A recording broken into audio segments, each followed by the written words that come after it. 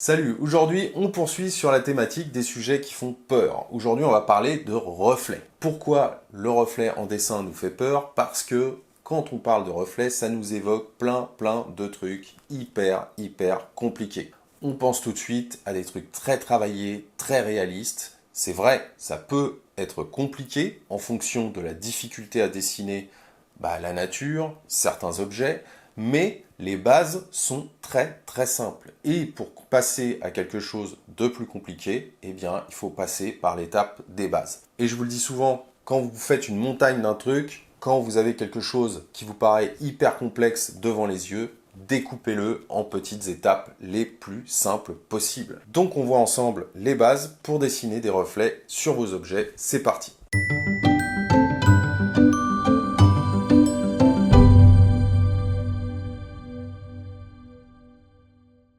Alors là, on arrive dans quelque chose qui semble hyper technique et en fait, c'est beaucoup plus logique que technique. C'est-à-dire que ça n'est jamais très compliqué, mais on tombe toujours dans tous les panneaux quand on parle de reflets en dessin. Reflets, ça nous fait penser au réalisme, ça évoque plein de choses chez nous qui sont souvent très fines. Alors effectivement, il y a du travail vraiment très méticuleux et très fin, mais il y a des grands principes à comprendre avant de copier bêtement quelque chose et de ne pas y arriver en se disant que c'est trop technique et que c'est trop compliqué pour nous.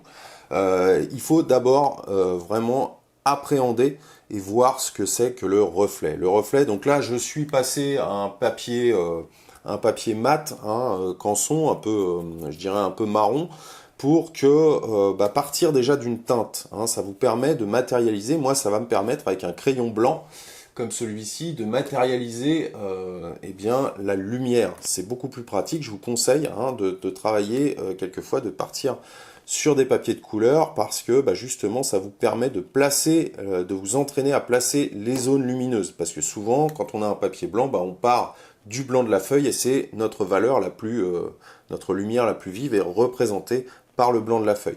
Donc là, non. Là, c'est nous qui posons les lumières, c'est nous qui sommes acteurs, et c'est bien mieux sur le plan pédagogique. Alors, ces fameux reflets, il y a deux choses qu'il faut savoir.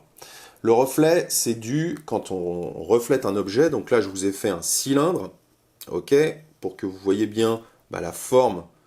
Effectivement, cette forme qui n'est pas plate, cette forme qui est en volume, ok. Donc c'est matérialisé.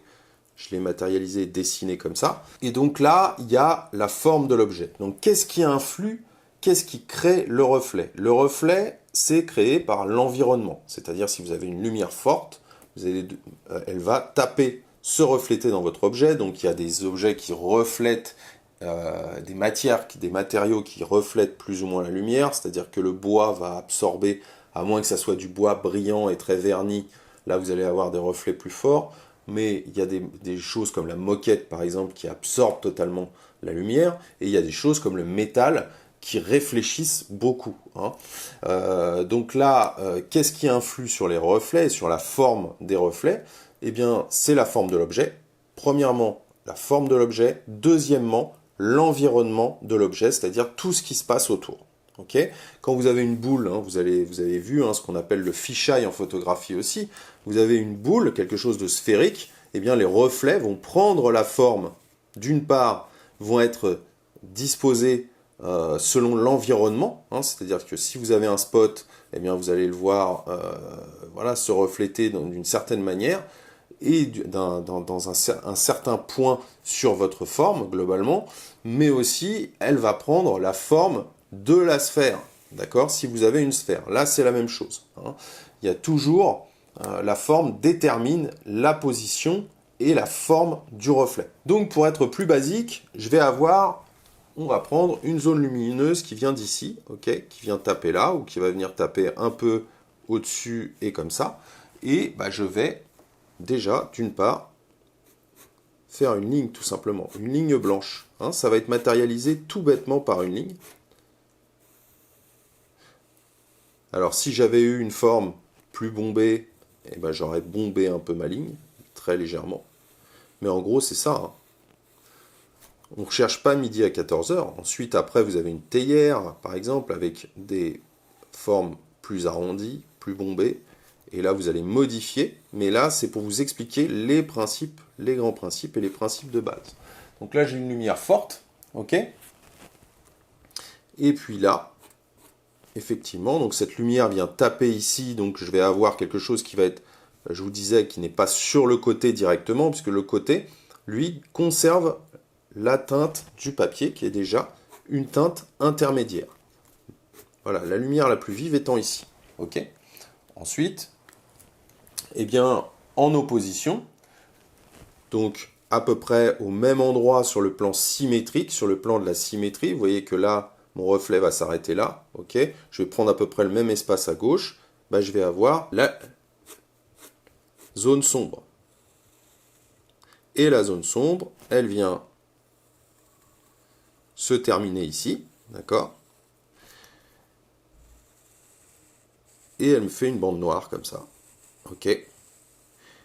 Et ensuite, je vais avoir entre cette zone sombre, l'obscurité pure et la lumière vive, ben je peux avoir toute une variante beaucoup plus intermédiaire, d'accord? Donc là, j'appuie beaucoup moins, voilà, jusqu'à avoir, donc là je peux grossir un peu long, jusqu'à avoir la lumière. Et là, tout de suite, vous voyez, j'ai quelque chose qui suit la forme de l'ellipse. Et c'est, vous voyez, c'est tout bête. C'est un principe qui est vraiment tout bête, mais là, vous avez, eh bien, ensuite, si on suit cette forme, d'accord, bah, j'ai bien une lumière forte ici, une lumière intermédiaire ici, un dégradé vers l'obscurité, ici. Donc je peux avoir, par exemple, un objet qui soit noir, hein, qui représente, qui soit plus noir dans la pièce. Donc ça va être, voilà, il va être matérialisé ici. Et ensuite, je vais avoir une transition vers une teinte intermédiaire. Je vous le refais sur une forme arrondie ici. Hein, c'est la même chose sur une forme arrondie. Je vais avoir un impact lumineux qui va être là, par exemple. Hop. Voilà. Donc sur une forme arrondie, il y a toujours, à partir du moment où on suit une courbe et que la lumière vient davantage ici que en dessous, d'accord, c'est tout un spectre, hein, donc vous allez avoir plein de rayons lumineux qui vont venir taper l'objet.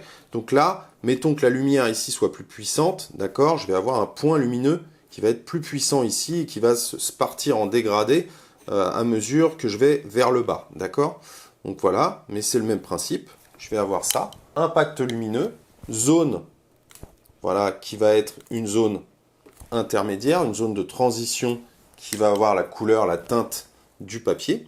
Et ensuite, je vais avoir ici la zone foncée, d'accord, qui va venir se refléter comme ça. Et là, je suis bien la courbe. Je vais vous faire le contour de l'objet pour que vous voyez mieux. Mais en gros, ça suit. Hein. Il n'y a pas de miracle, ça suit l'objet.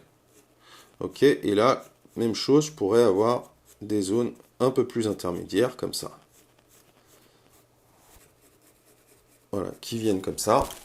Et mon blanc peut se dégrader aussi. Hein. Voilà, pour avoir une zone, voilà, une zone intermédiaire. Vous voyez, et tout de suite, j'ai quelque chose. Donc ensuite, après, si je vous le refais, plus ça devient petit.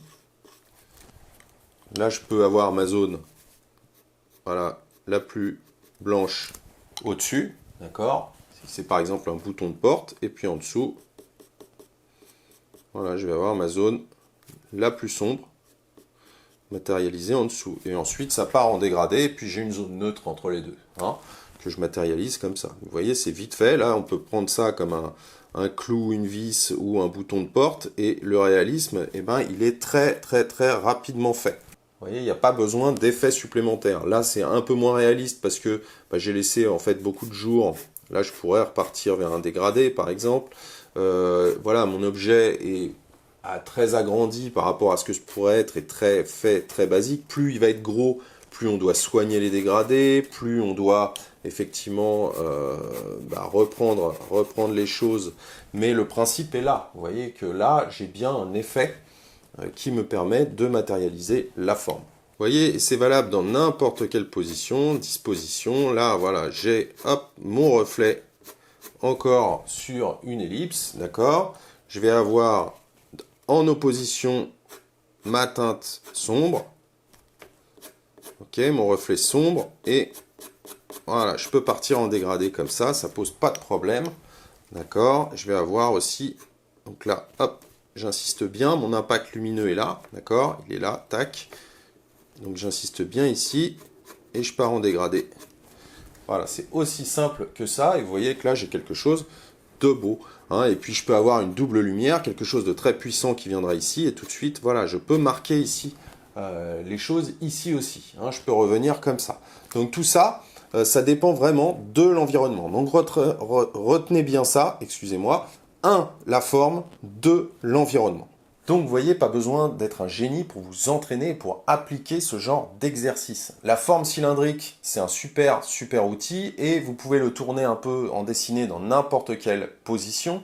Et ensuite, eh bien, vous mettez effectivement la zone lumineuse, la plus lumineuse, vous la matérialisez. En opposition, vous mettez la zone d'ombre et n'oubliez pas effectivement les zones intermédiaires qui là sont représentées par vos teintes de papier. Si vous avez appris des choses avec ce tuto, j'ai un programme complet sur le contraste qui vous apprend à faire tout ça et même bien plus encore. Il est disponible pour quelques jours, voire pour quelques heures en cliquant sur le lien dans la description. Si vraiment vous voulez passer un cap dans le réalisme et que le sujet vous intéresse, voyez au moins le programme et vous voyez si c'est encore disponible surtout. Sur ce, bon dessin, à bientôt, salut!